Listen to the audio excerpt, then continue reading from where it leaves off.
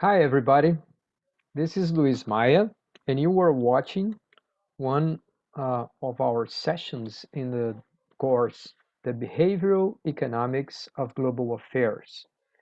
It's actually the behavioral economics of global issues, but then again, we're going to have to work on the title of that discipline later on. So we have been discussing lots and lots of issues regarding uh, how society organizes itself in order to try and achieve a better level of well-being, of welfare in general. And throughout this course, we have discussed how inappropriate the rational model of human behavior is, especially when we are trying to understand and solve some problems regarding people's behavior, policy options, organizational challenges, and all of that, right? So we have been trying to discuss all these issues from basically three perspectives. The individual perspective, when you have cognitive biases, you have heuristics, and we have lots and lots of idiosyncrasies of human behavior, the very nature of our mind, of our minds and how they work, right? But we also talked about collective choices in two levels, organizational level and the societal level, social level, collective one. In organizations, we have discussed how hard it is sometimes to have everybody on the same boat, or I don't know, trying to reach the same destination and understanding the problem from a common perspective. And sometimes it's hard to do that. But then we also talked about social perspective in big problems, right? In our last class, we were talking about the aging society, the fact that our societies in general, they're all getting older. We are living longer, and that is, from one hand, it's an opportunity, but from the other hand, on the other hand, it's also a challenge. We're going to have to adapt some of our behaviors, some of our institutions, in order to take the opportunities and avoid disaster, avoid risks, mitigate risks, let's put it this way, right? So, this is the big topic of this week. We are on our 12th week, and it's about time we start using some of our knowledge and understanding specific problems. But when we finished our last encounter, our last class, we had still not talked about these two contributions that we have from TED Talks. And they are basically directed to the financial decisions that people make as they see or they can't see themselves getting older, right? So it's about saving for the future, it's about retirement plans, it's about how we can manage our financial situation now, and we have to somehow bring to the present our perspectives in the future. We have to, I don't know, establish a better form of talk, of dialogue between our present self and our future self. And the first of these videos that we are suggesting here, the battle between your present and future self, Daniel Goldstein, so he's a researcher, a professor in an American university. He's talking about, uh, from the start, he's talking about how hard it is to make decisions about the future. And as an analogy, he uses the story of Ulysses and the Sereias, or in English, Odysseus and the Sirens, right? So if you don't know the story, it goes like this.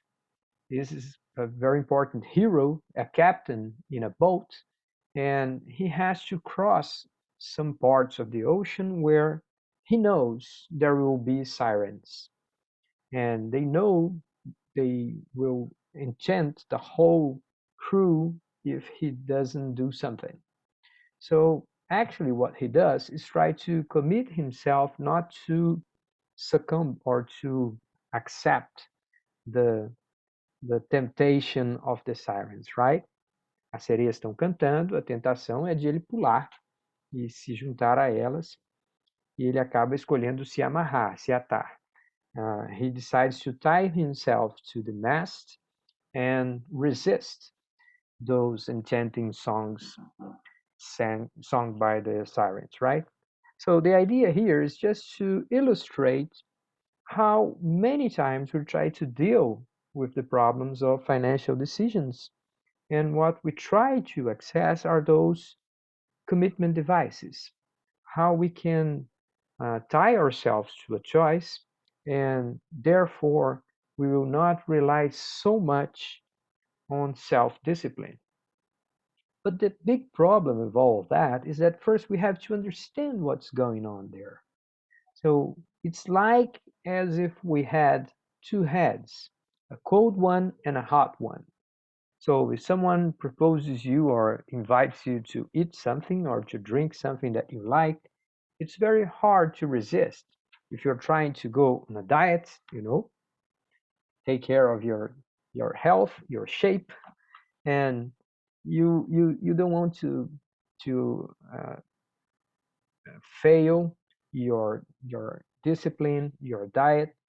But if people tempt you with something that you like, it's very hard to make that decision right there, right? So your present self, obviously he is there and he's very, very persuasive. But your future self is not there. And sometimes you don't even remember the consequences of your choices. It's like you don't have a lawyer representing your future self right by your side. So if you don't that, I mean, you have no one to try and stop you. So it's a very hard decision sometimes to prevent your present self from winning all of these situations.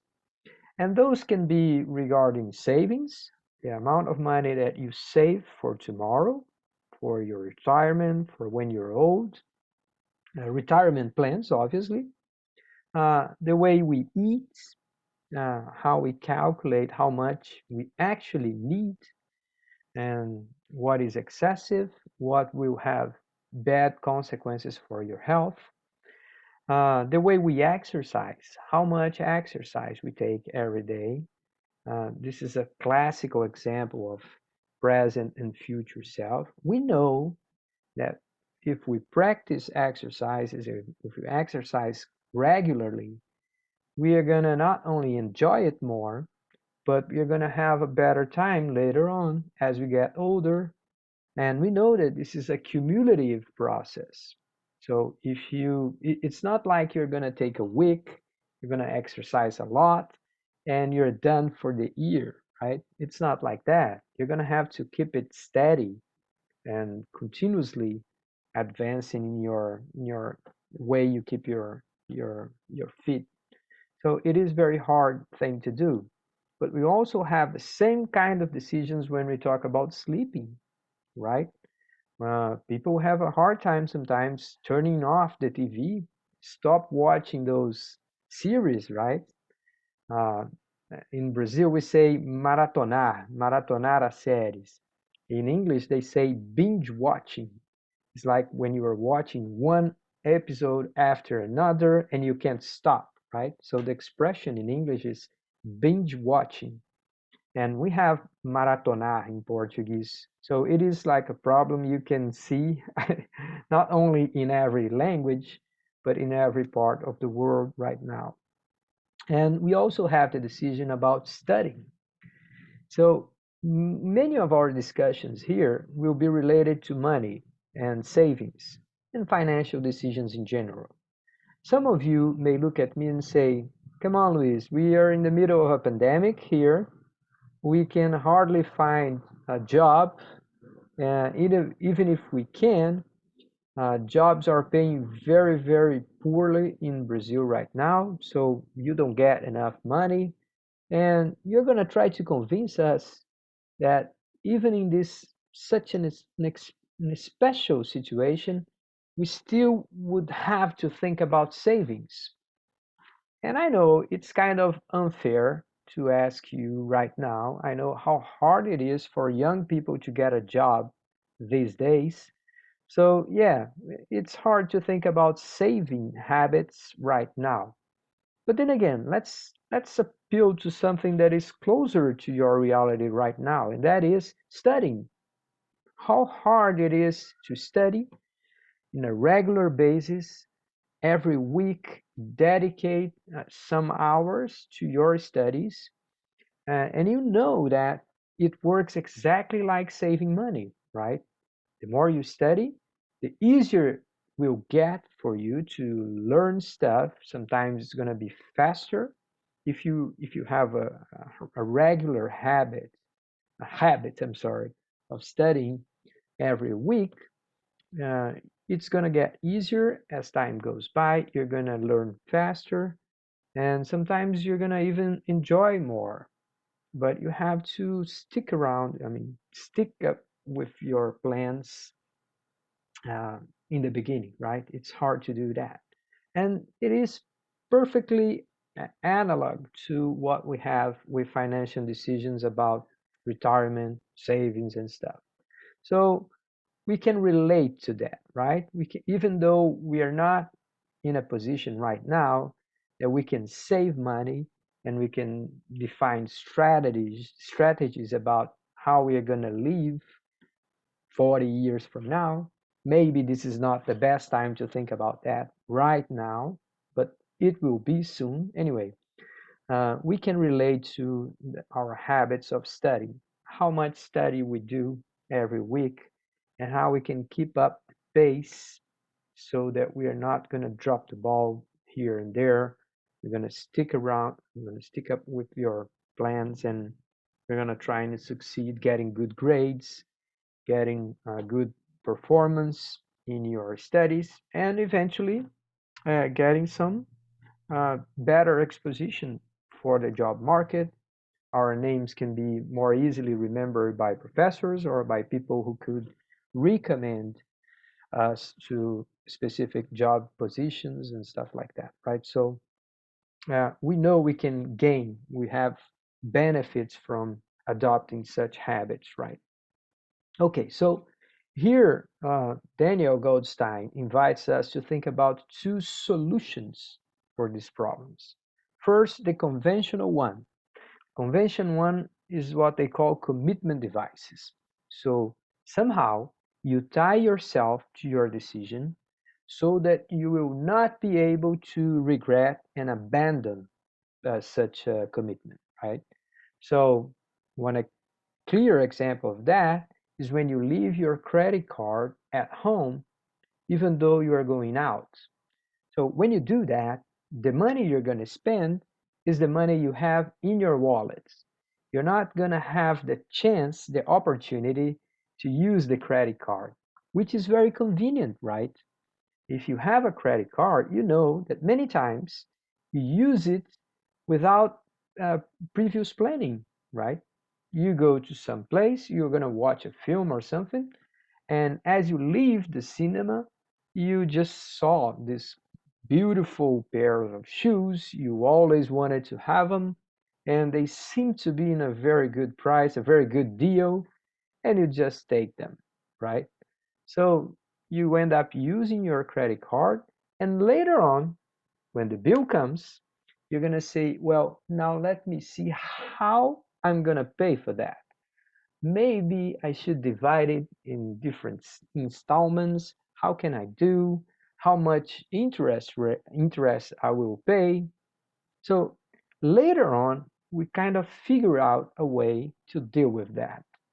And that doesn't seem to be the best strategy. So sometimes leaving your credit card at home may tie yourself to your plan. And you say, all the money I'm going to spend this afternoon or tonight, It's the one that I have here in my wallet. It works. Yes, it does work many times. We have such a thing like retirement plans that do exactly that. So if we talk about em português previdência privada, é uma forma também de artifício de compromisso, né? Commitment device. You have to keep paying some money, saving some money regularly before you access your money later on in the future. Otherwise, you're going to get very poor returns on your investment. So somehow you are kind of adopting a commitment device when you buy Previdência Privada. Many people prefer their liberty and they say, I'm going to invest as I see fit. So every month or whenever they get money, they say, yeah, I'm going to save 20%, I'm going to save 10%. And what ends up happening is many of us will procrastinate. We will let it for later. You're going to say, yeah, next year I'm going to start saving. Next year I'm going to start thinking about my fitness, how much exercise I get, and things like that. So as we procrastinate, we don't see that time is working against us, right? Many of those financial counselors, financial coaches out there, they keep telling you, you have to have time working for you, time and money working for you. So as time passes and you have saved some money, the chances that you will see that amount of money multiplying by 2, by 3, it all depends on the amount of time. So starting earlier is a big part of your strategy, right? But we all have this tendency to procrastinate, and that's very um, worrisome. Not only that, commitment devices have like a negative message about yourself. If you have to adopt a commitment device, let's suppose you are dating a girl or a boy, I don't know, and you invite them to go to the movies. I know, we're in the middle of the pandemics. People are not watching films. People are not having this sort of dates, or not all of us are having these sort of dates. But then again, let's suppose that you take someone and as you're talking, you're chatting before the film starts, you come to mention that, yeah, I left my credit card at home. Well, that may sound very bad. The person first, the person may think that you are cheap, that you don't want to spend money with him or with her, right? So it sounds like, yeah, you're trying to avoid spending money with me. What does that tell me about how much do you like me? Anyway, so the first thing is that. The second message is that people may look at you and think, you know what? Uh, I don't admire you. When you leave your credit card at home, what you're trying to say is that the message you are conveying sometimes is that you don't have a strong will. You don't have control of yourself. Some people may look at that and say that this is a weakness. You are revealing some sort of weakness. I think otherwise. I think, on contrary, if you uh, realize that you are subject, you are uh, somehow exposed to some sort of temptation, and you tie yourself or somehow uh, commit yourself to a better decision, for me, that is strength. It's not weakness. But anyway, some people may look and say, oh, come on, if you have to leave your credit card home, that's because you are an impulsive person. You can't control yourself. And I don't know. So you see that this has like a kind of negative message, right? So if I come and tell my daughters, look, you girls will have to study 3 hours a day. well, they will complain a lot, and obviously that's not going to happen. But then again, they would tell me that, come on, Dad, you don't trust us. We know how much we have to study. If we have a test, we're going to spend a few more time studying, a few more hours studying, but we can't decide that. You should trust us, right? If I impose some amount of time to my daughters so that they will study, I'm kind of saying that I don't trust them to make those decisions. And again, so commitment devices, many times they have these negative messages underlying them. And then we have also to think about willpower and self-discipline. Many people have studied that, and some people think that it is a matter of capital, how much self-discipline you holds, and how your mind develops when you are young. If you are taught from very young age to have limits, maybe you will help yourself more in that specific area. You're going to be more able, you're going to have more tools to deal yourself with your temptations, right? So some people think it's a matter of a capital and something that you accumulate from your infancy, since you are very, very young, okay? Some other people say, no, this is a muscle. You have to practice, you have to expose yourself and to challenge yourself, and then you're going to get stronger. The judge is still out there. We don't know exactly how to best deal with willpower. It turns out that it may be a more complex ability, and it may have characteristics both as a capital or as a muscle, and I don't know. So we're still uncertain about how that really works and how different ways it may work.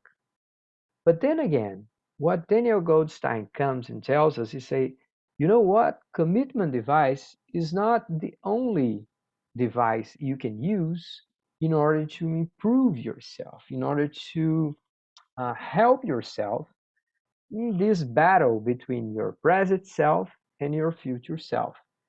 And he comes up with the idea of poor imagination and poor, low capacity to visualize yourself in the future. So he talks about some of these gadgets, some apps, and some technological solutions to help people to visualize themselves in the future. Sometimes you have like an app that you can move a stick from one side to the other, and then you're going to see yourself getting older. But you can also do that taking as a hypothesis that you were smoking, that you are not getting enough exercise, that you are saving such and such percentage of your income. So you can change the hypothesis and see how well you would look 45 years from now.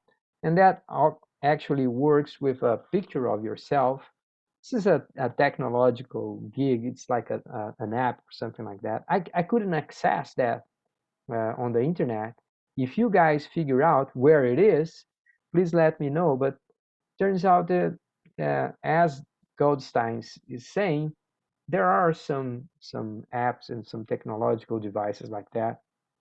But what we would like to bring here is the point. What is the point in this case? It is that a visualization is a way to convey messages, is a way to a more efficient and sometimes stronger way to convey messages. If we can visualize ourselves in such and such condition, that can be a powerful motivator so that we can now act and create that future. So it works in the sense that the best way to predict the future is to make it, right? So if you want to predict how well you're going to do 30, 40 years from now regarding your financial life, your I don't know, emotional life, your self-esteem, all of that, you could work on it. First, you visualize yourself out there in the future, and then you use that image to try and motivate yourself now. So this is basically the suggestion that Daniel Goldstein has proposed. It's a very interesting one, and it's an exercise that all of us should do. Uh, from a personal perspective, myself, Luiz, I have used this device in the past. As I remember, when I was studying economics, not in my undergrads, but when I was taking my master's degree in Universidade de Brasília, I would visualize myself in a PhD in the United States, and I would also visualize how well I would be when I returned from my PhD abroad. So I wanted to study abroad, I wanted to study in the United States, but I visualize how happy I would be as I returned to Brazil. And I would, I don't know, get a job in a good university. I would have students. So I actually visualized that. And that helped me going through all the challenges, all the difficulties that I had, the obstacles that I had to surpass on my way. Okay? So, yeah, it does help a lot. And we should encourage people to do that. The second contribution that we have in this respect is the one from Shlomo Bernatzi. And he's basically talking about savings, saving money, right? So it's kind of interesting, his talk, because he brings up lots and lots of facts that sometimes we forget. First, he tells us that the majority of the American people save much less than necessary. Some estimates would indicate that two-thirds of Americans may end up having a hard time when they get older, which not means they will be poor, not into poverty or even extreme poverty. No, it's just that they will have a severe reduction in their income as they get older. So that means they may have difficulty paying for their health insurance. They may have difficulty to maintain a big house. And that is like a yellow light, right? It's uh, telling people that they should pay attention to their financial decisions now before it is too late. But he also brings up facts about how people spend money buying lottery. Come on, guys, we're here, we're talking among economists. We know that the chances of getting money from a lottery are dismal, are very, very, very, very small. And still, people sometimes spend good money on bets, on, I don't know, betting against sports team, betting against just numbers or horse races and all of that. And that is not exactly a rational decision, to say the least. But we also have poor decisions regarding insurance, for example.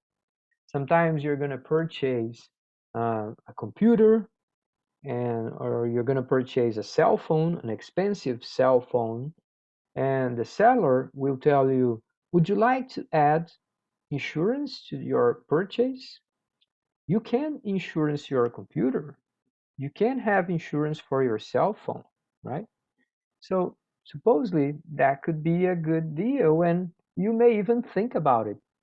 But sometimes people ask you, what about life insurance? Would you purchase life insurance to your kids? And the majority of people don't buy health insurance. I'm sorry, life insurance for kids. They say, "Oh, come on, they are young, they are healthy. I don't need to worry about that right now," right? So it's very common to have people having their computer or their cell phones insured, but not their kids' lives. And that's a kind of a fact, but it's also a surprising one. So what Benartzi is bringing is that we have now behavioral finance. We have like this upgrade of behavior economics, and most of it came up in this area of financial decisions, right? If you go back and you read the contributions of Daniel Kahneman, Richard Thaler, a good majority of them was related to financial decisions. So the very birth of behavior economics has this heritage of financial studies, right? So this is our stuff. This is the topics that we like the most. And Bernardsi brings about again the present bias. How we have immediate gratification when we make choices, and we take those immediate gratifications very seriously, and many times we don't bring to the balance what are the future consequences of that. He talked about default rules, the standard options that many times we face, and how we tend to stay inert, the inertia of our choices many times. And obviously, he discusses loss aversion, how losing some money is much, much harder than gaining the same amount of money uh, is good for us, right? We have this asymmetry between gains and losses, right? So, what he's trying to say is that when you are going to save some money, it is painful right now. You are delaying your gratification. Just further in the future, you're going to get your money back. So, you have a loss now, and you're going to have a gain in the future. So, if I tell you, give me 100 reais, and I will give you 110 in a year from now, that is a 10% interest. But then again, losing 100 now may be more than 10% painful than gaining 10% in the future. The gain of 10%, it's maybe not enough to compensate for how larger your loss is right now, right? You're giving up your 100 reais now, you're going to get back 110 a year from now. So this 10% return may not be sufficient, may not be enough to compensate from your loss. Your loss, we know that we feel losses more heavily than we enjoy gains, right? So this is a very interesting problem, and we have to deal with that. So what he's trying to prepare or to propose as a solution, it's kind of an institutional device, okay? So his talk is mostly about retirement plans. So in the US, in the United States, if you have a job, you have access to participating in a kind of a institutional retirement plan. They call it 401k, 401k. It's just the number of the resolution out there and the one that established this retirement plan. But basically, as you get the job, you have the option of on how much you want of your salary to be drawn, to be directed to your retirement plan. And it may be the minimum, the average, or sometimes people decide to save much, much more, and they are more worried about the future, and they will take out a larger part of their salaries to their retirement plan. So what this guy is trying to say is, look, it's hard to save, right? If you already have a retirement plan, you are already making a sacrifice. But what we are worried is that people are choosing the bare minimum, and that may not suffice. That may not be enough to pay for their expenses when they get old. So we have to convince people to raise the bar a little bit and to save some more right now. And his proposition goes like this: why not saving more tomorrow? What is the point?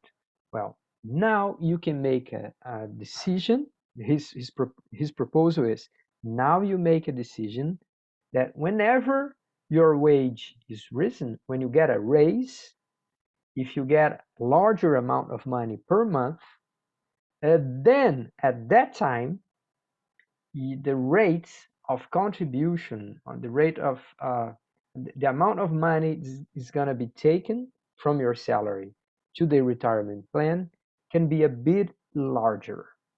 So check how it happens. Let's suppose that you have like a 1.500 reais salary, right? You receive 1,500 reais a month. And then you suppose, we don't have that in Brazil, but suppose that you have this 401k plan here. So what you're saying is this: now, as I'm getting 1,500 reais a month, my saving rate will be like 6%. 6% of 1,500 reais. That's going to be a little over 60, 70%, 70 reais or something like that. And then this money is going to taken from your salary. It's going to be taken from your salary and it's going to go for your retirement plan. But you make an agreement now that when your salary goes up, then the amount you save, the saving rate, 6%, can go up a little bit from 6% to 7.5 or to 8%. Now, if that happens, notice what's going to happen.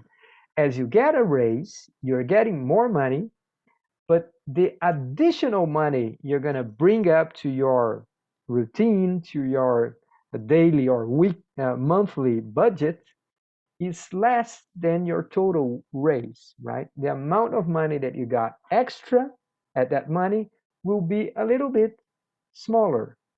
But that's not going to be a problem because you're not feeling like you lost money. You're just feeling like you gained a little bit less, right? You received a smaller extra amount of money. And that's his proposition. And he proposed that along with Richard Thaler and Richard Thaler, I think it is.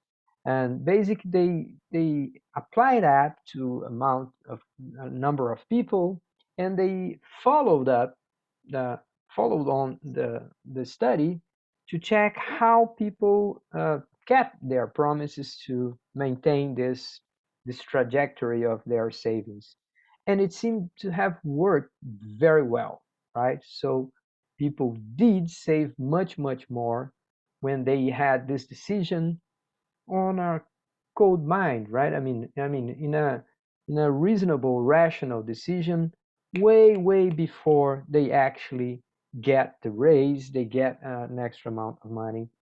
It turns out that it has worked. So I think the message is we have to think more about institutions and we have to try to help people to make better decisions for themselves. And that's our job.